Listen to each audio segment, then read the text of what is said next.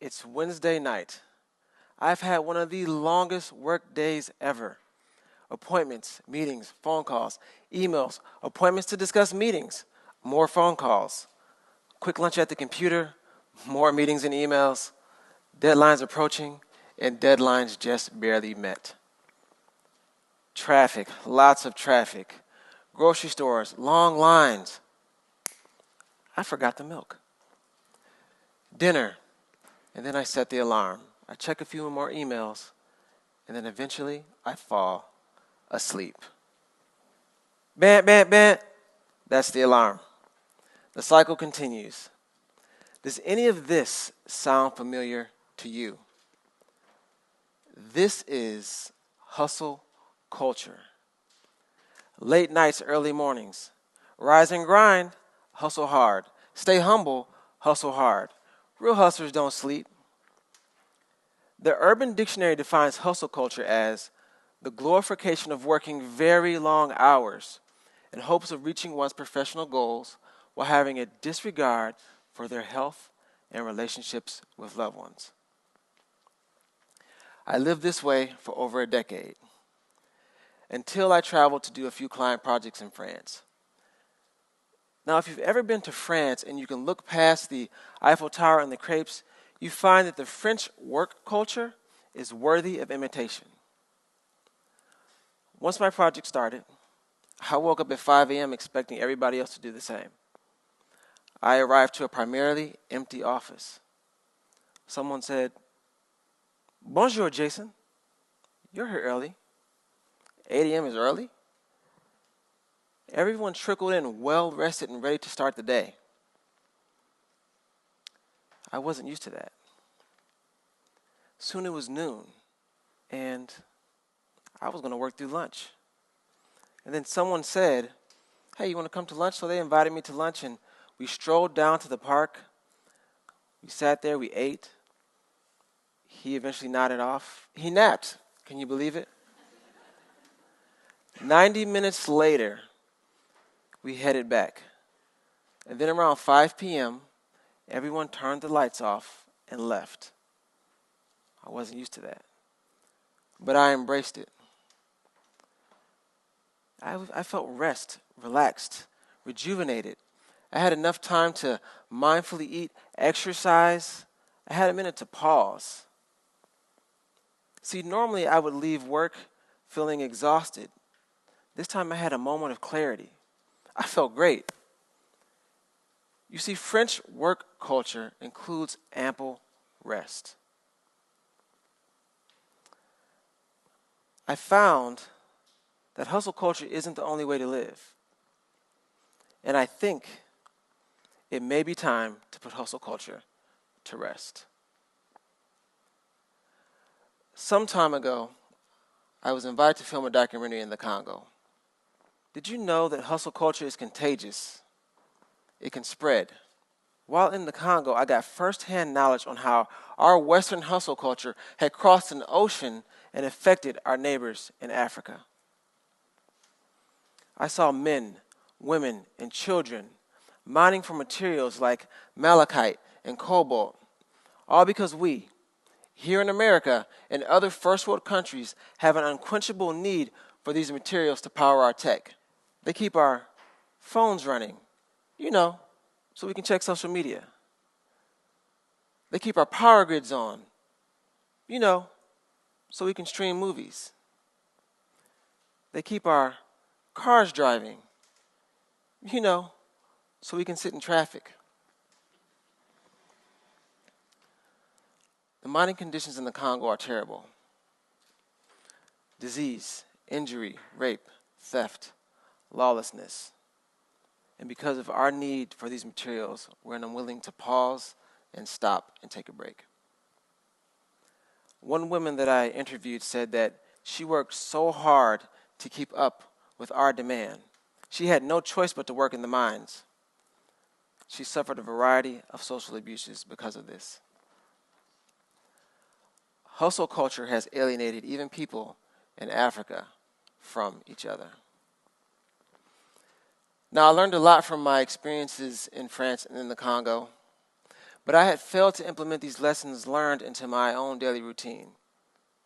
But that changed when I moved to Ohio with my wife.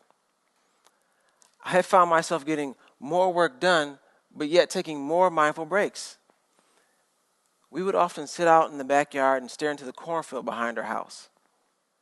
It was during one of these frequent backyard breaks that I began to ponder this paradox of higher productivity. I had that aha moment. I realized that getting more rest was a key factor in getting more done. So I began to do a deep dive and to look at some research. And one research study in particular stood out to me. In 2016, Maslach and Leader found that overworking led to burnout, but caused us to lose our sense of self and feel less emotion. They also observed that living in constant hustle culture can cause us to understand and not recognize emotions in other people. So we don't recognize emotions in other people, and then we distance ourselves from the people that we love. This made me ask myself two challenging questions. What is hustle culture doing to us, and how do we solve the problem of hustle culture? So I began to look at smart solutions on how we can get higher productivity, but yet get rest. One in particular came and stood out to me. Francisco Trujillo, the Pomodoro Technique. The Pomodoro Technique is work for 25 minutes, take a 5-minute break, and then repeat the cycle 4 times. And after the 4 cycles, take a 15 to 30-minute break. Now, his technique improves focus and productivity by breaking work into manageable chunks so that we can get more work done. But like his technique and many others, they fail to include a holistic definition of work-life harmony and meaningful rest. Meaningful rest is things like brain breaks, mindfully eating, thoughtful conversation, and purposeful movement.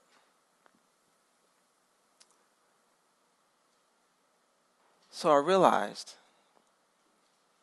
meaningful rest. What is meaningful rest? It helps you have more sense of yourself,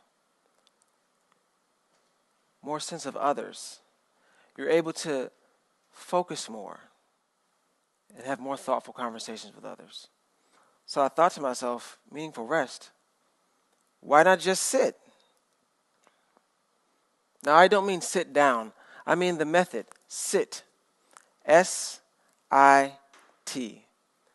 Schedule, intentional tranquility. And if you do that, you will have more work-life harmony. Now let's look at these words. Schedule. Schedule more time for breaks. The same way you schedule a meeting or you schedule an appointment, schedule rest. Make it one of your non-negotiables in your work life and your balance. Intentional.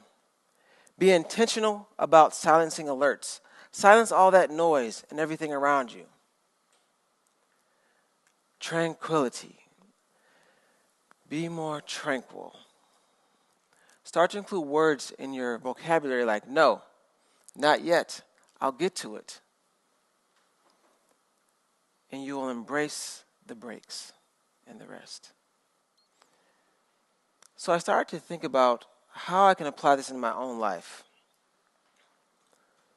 Let me tell you a story. In 2017, I was invited to film a project for the Ravensworth Farm and Civic Association to save a lake. This lake would be polluting the Chesapeake Bay because of all the toxic runoff flowing into it.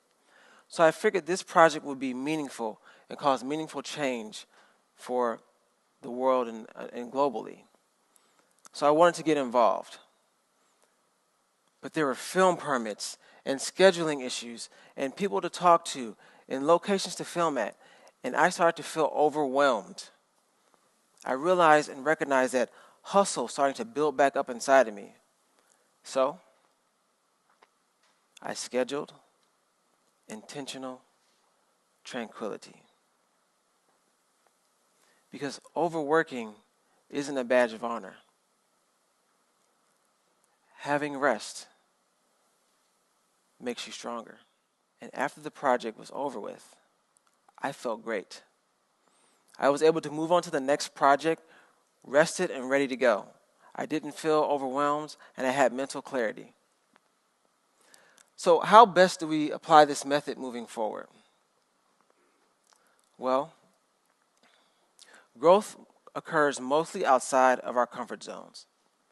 The problem is, hustle culture is an invisible movement. It is as pervasive as the air that we breathe. So you may be used to this, used to hustle culture. It may be your norm. But it's time to step back. Schedule intentional tranquility. Take back your health. Take back your rest. Take back your life. Put in those non-negotiable breaks. Like me, at the start of that film project. I included a little bits of rest, and I took those 90-minute longer lunch breaks too. Include the sit method in your life. So I invite you to join me and sit. Thank you.